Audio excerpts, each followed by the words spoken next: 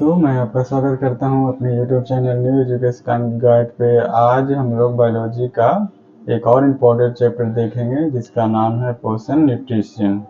ठीक है, चलिए हम लोग इसका पहले डिफिनेशन का देखते हैं कि न्यूट्रिशन मतलब क्या होता है, पोषण मतलब क्या होता है, वो जीवों को किस तरह से सहायता करता है, किस तरह से काम आता है। तो इसका डिफिनेशन में हम लोग देखते हैं। इसमें कहता है कि जीवों की वृद्धि, विकास और सभी जैविक प्रक्रियाओं के संचालन के लिए आवश्यक पोषक पदार्थ है। कहता है ये भोजन ग्रहण करने की प्रक्रिया से पोषण प्राप्त होते हैं। कहने का मतलब ये जीव जिस तरह से बढ़ते हैं, विकास करते हैं और उनके जितना भी कार्य होता है, जितना भी कार्य का संचालन करते हैं, उन सभी की ऊर्जा के लिए, ठीक है, एक पोषक तत्व की आवश्यकता होती है। ठीक है, उस पोषक तत्व कहाँ से प्राप्त होती है, तो भोजन से प्राप्त होती है। और उन्हीं से प्राप्त करके जो जीव हैं, जो मानव है, जितने भी सजीव हैं, वो अपने प्रक्रियाओं को पूरा करते हैं। अब हम लोग देखते हैं कि पोषक जो होते हैं, पोषक तत्व होते हैं, उसके प्रकार कौन कौन से हैं।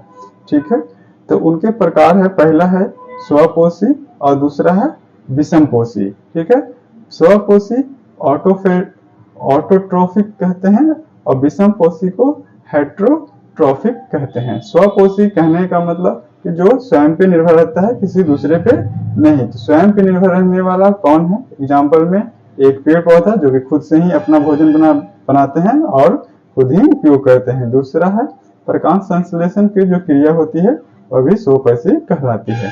दूसरा में हम लोग देखते हैं विषमपोषी। ठीक है, इसमें आते हैं शाकाहारी जीव जंतु, मांसाहारी जीव जंतु, सर्वाहारी जीव जंतु, अपमार्जक, परमार्जक और सहजीवी।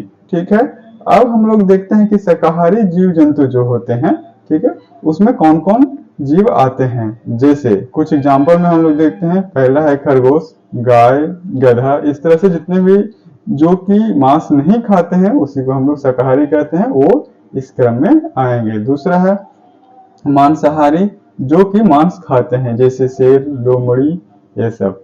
तीसरा है सर्वाहारी। सर्वाहारी कहने का मतलब जो मांस भी खाता है और जो अनाज भी खाता है। उसमें मनुष्य हो गया, बिल्ली हो गया, चूहा हो गया।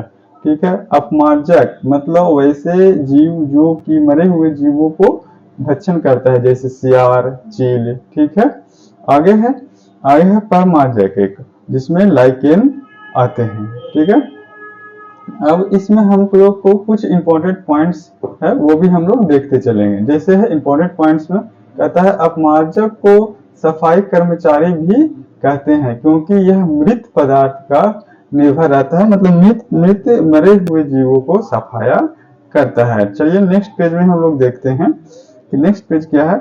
तो इसमें है कि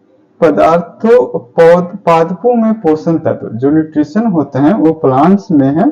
ठीक है, वो कैसे आते हैं, कैसे वो लोग प्राप्त करते हैं, तो वो कहते हैं प्रकाश संश्लेषण की क्रिया के द्वारा। जैसे कार्बन डाइऑक्साइड और जल को प्रकाश संश्लेषण प्रकाश में मिलाया जाता है।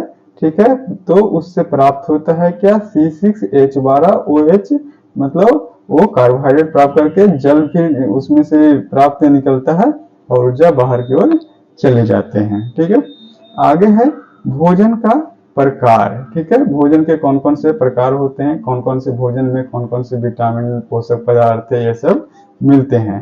ठीक है, तो पहला में हम लोग देखते हैं कि ऊर्जा प्रदान करने वाले खाद्य पदार्थ, मतलब वैसे खाद्य पदार्थ जो कि ऊर्जा प्रदान करते हैं, कौन कौन है, तो कार्बोहाइड्रेट और वसा। दूसरा है भोजन निर्माण करने वाले खाद्य पदार्थ, मतलब कि शरीर निर्माण करने वाला, शरीर निर्माण मतलब शरीर की जो बढ़ोतरी होती है, जो मांसपेशियां बनती है, ठीक है, उसको कौन से खाद्य पदार्थ की आवश्यकता होती है, तो वो है प्रोटीन। तीसरा है रोधी क्षमता, हमारे शरीर में रोगों को क्षमता को रोकने वाले जो खाद्य पदार्थ होते हैं वो कौन होते हैं, विटामिन और खनिज होते हैं।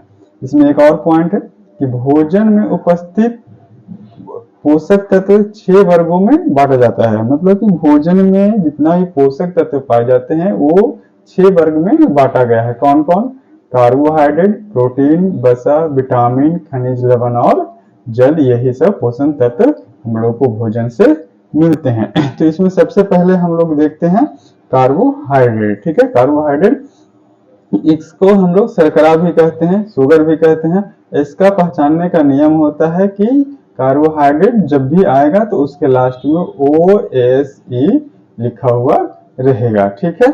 इससे क्या होता है, तो इससे होता है इंस्टेंट एनर्जी सोर्स है, मतलब इसको खाने के बाद हमारे शरीर में तुरंत ऊर्जा प्राप्त होती है। जैसे हम लोग ड्रिंकिंग वाटर पीते हैं, ठीक है, मतलब कि ऐसा ड्रिंक आता है जिसको पीने के बाद, जैसे ग्लूकोज हो गया, ठीक है, और रेडबुल हो गया, इस तरह से बहुत सारे ड्रिंक आते हैं जिसको पीने के बाद तुरंत हम लोग को शरीर को एनर्जी मिलती है, ठीक है। अगला पॉइंट है कि शरीर की 50 से 75% ऊर्जा आपूर्ति किससे होती है, तो कार्बोहाइड्रेट से होती है। एग्जाम्पल में हम लोग देख देते हैं, गेहूं, चावल, ज्वार, बाजरा, शक्कर, etc है। अब हम लोग चलते हैं इसके इंपॉर्टेंट पॉइंट्स की तरफ। इंपॉर्टेंट पॉइंट्स में क्या है, तो कहता है कि 1 ग्राम कार्बोहाइड्रेट से 4.2 किलो कैलोरी ऊर्जा प्राप्त होती है। कहता है कि अगर 1 ग्राम हम लोग कार्बोहाइड्रेट का सेवन करते हैं तो उससे हमें कितना एनर्जी प्राप्त होता है, तो 4.2 किलो कैलोरी, ठीक है। इसमें कार्बन, हाइड्रोजन और ऑक्सीजन भी होते हैं। आगे की ओर चलते हैं और देखते हैं। अब कार्बोहाइड्रेट का भी प्रकार होते हैं, तो मतलब कार्बोहाइड्रेट को कितने भागों में बांटा गया है, तो कार्बोहाइड्रेट का प्रकार है, एक मोनोसेकेराइड, दूसरा है डाइसेकेराइड और तीसरा है पॉलीसेकेराइड, ठीक है। मोनोसेकेराइड में देखते हैं कि कौन कौन से कार्बोहाइड्रेट आते हैं, तो इसमें आता है ग्लूकोज, फ्रैक्टोज और लैक्टोज, ठीक है, और एक और है आधार सूत्र, ठीक है। तो ग्लूकोज जिसको हम लोग ब्लड शुगर भी कहते हैं, फ्रैक्टोज मतलब कि फ्रूट शुगर जिसको कहते हैं, लैक्टोज मतलब ब्रेन शुगर भी कहा जाता है, ठीक है। अगला है डाइसेकेराइड, ठीक है। डाइसेकेराइड क्या होता है, जो मोनोसेकेराइड होता है उन्हीं से मिलकर बनता है। तो इसमें सबसे पहले आता है सुक्रोज, दूसरा है माल्टोज, तीसरा है लैक्टोज। अब सुक्रोज को किस किस से मिलकर बनता है, तो ग्लूकोज और फ्रैक्टोज को मिलने से सुक्रोज बनता है। माल्टोज कौन कौन से कैसे मिलने से बनता है, तो ग्लूकोज और ग्लूकोज के मिलने से ही माल्टोज बनता है। लैक्टोज क्या मिलने से बनता है, तो ग्लूकोज और लैक्टोज को मिलने से ही क्या बनता है, लैक्टोज बनते हैं, ठीक है। अब डाइसैकराइड का डाई जो सेकेराइड होता है उसका फार्मूला क्या होता है, तो इसका फार्मूला होता है C12H22 और H11 होता है, ठीक है। अब तीसरा कार्बोहाइड्रेट का प्रकार आता है पॉलीसेकेराइड के नाम से जानते हैं। इसका कौन सा प्रकार है, तो इसको स्टार्च, ग्लाइकोजन और सेलुलोज के नाम से जानते हैं, ठीक है। अब स्टार्च कहाँ प्राप्त मिलते हैं, तो पौधे के खाद्य संचयन, जो पौधा अपना भोजन संचयन जो बनाकर जमा करते हैं उसको हम लोग स्टार्च कहते हैं।